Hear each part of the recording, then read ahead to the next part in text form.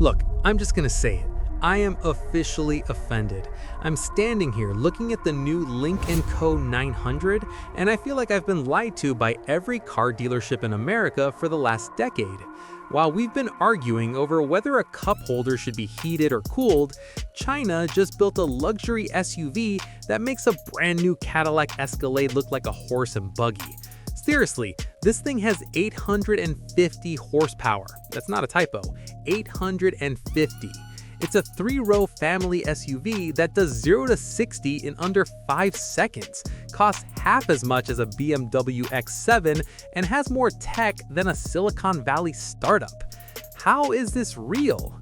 I feel like I'm looking at a glitch in the Matrix, or maybe I'm just jealous that we can't get this in the States without a private jet and a very sketchy customs agent. Let's talk about this face. Look at the front of this thing. They call it the Urban Coast Design, and honestly, it looks like a futuristic Audi went to a rave in the year 2050 and came back as a final boss. The headlights are split, which usually looks weird, but here, it's aggressive.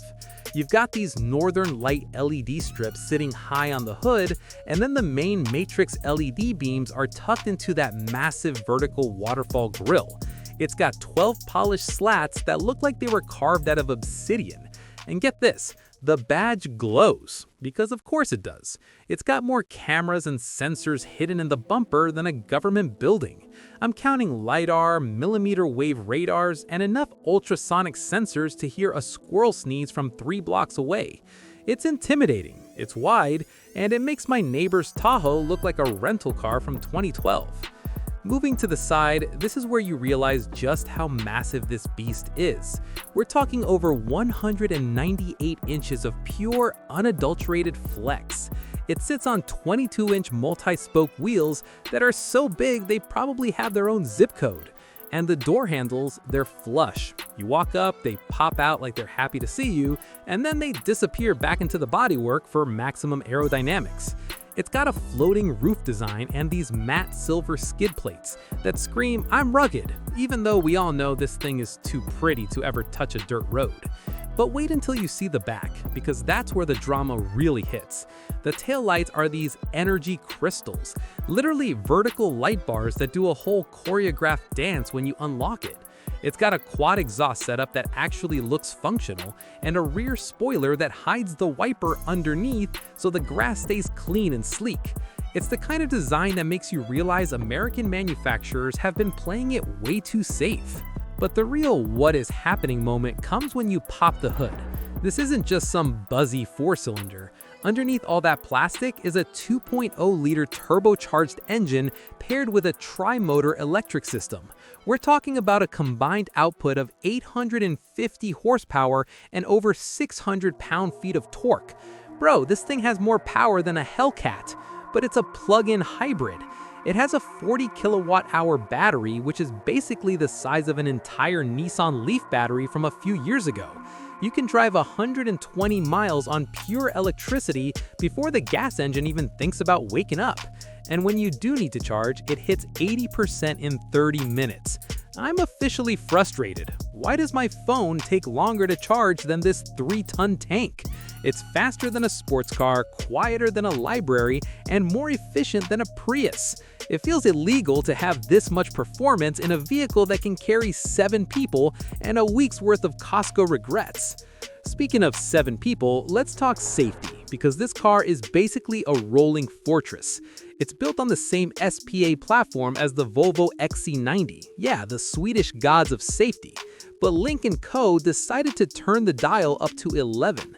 It's made of 36% boron steel. To put that in perspective, that's the stuff they use to make drill bits and armor plating.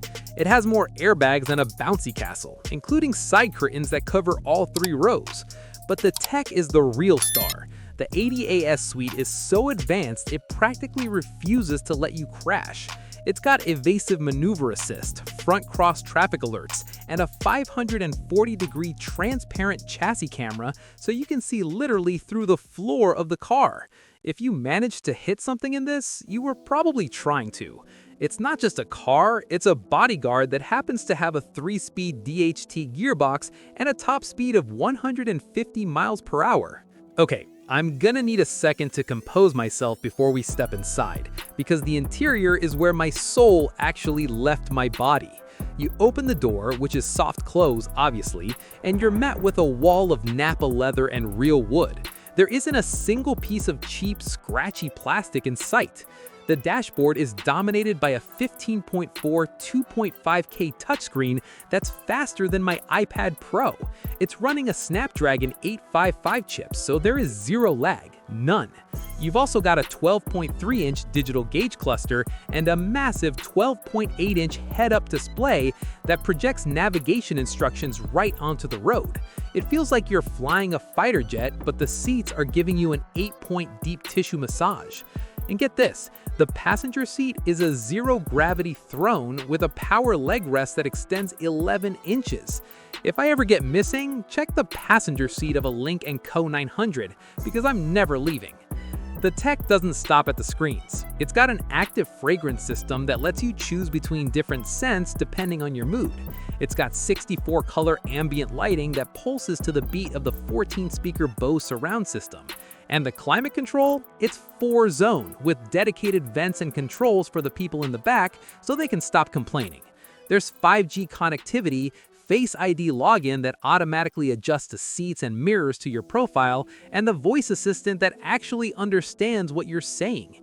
You can literally tell the car, "I'm tired," and it will recline the seat, start a massage, and dim the lights.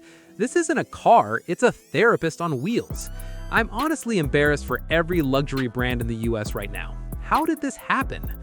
Now, let's talk practicality, because you're probably thinking, okay, but can it actually haul stuff?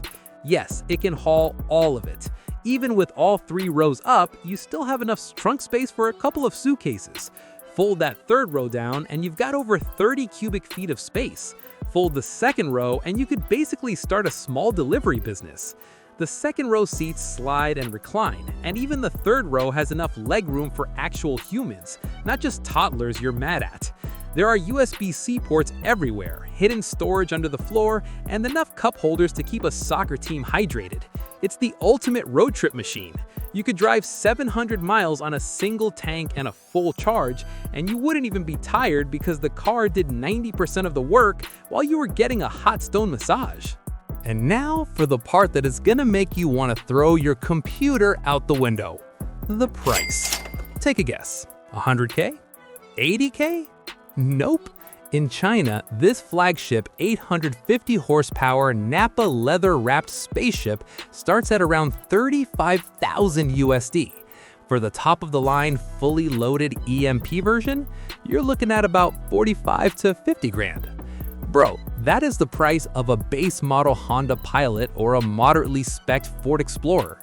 For the same money as a suburban dadmobile, you could have a Swedish-engineered, Chinese-teched monster that embarrasses Range Rovers. It is genuinely offensive that we don't have this.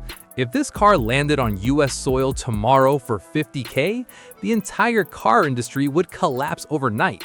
People would be burning their Tesla key cards in the streets. So here's the million-dollar question, or I guess the $50,000 question. Would you actually buy this? If you could walk into a dealership right now and pick between a Tesla Model X, a BMW X7, or this Lynk Co 900 for half the price, which way are you going? Are you sticking with the safe legacy brands? Or are you ready to admit that China is currently winning the car game? Drop a comment below and let me know, because I think I'm officially a believer. If you enjoyed this emotional roller coaster of jealousy and tech envy, smash that like button, subscribe to Vroom, and hit the bell so you don't miss our next deep dive into the cars that make our local market look like a museum. Catch you in the next one.